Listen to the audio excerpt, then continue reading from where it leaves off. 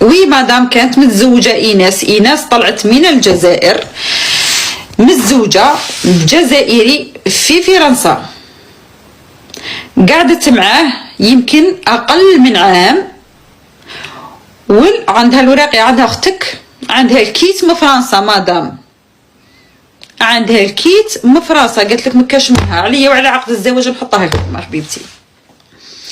طلع الزواج من فرنسا من الجزائر إلى فرنسا مع الجزائري، ربي ما كتبش مع بيناتهم، كاينه قضيه تخيانه زوجيه، قلت لكم الطفله خفيفه.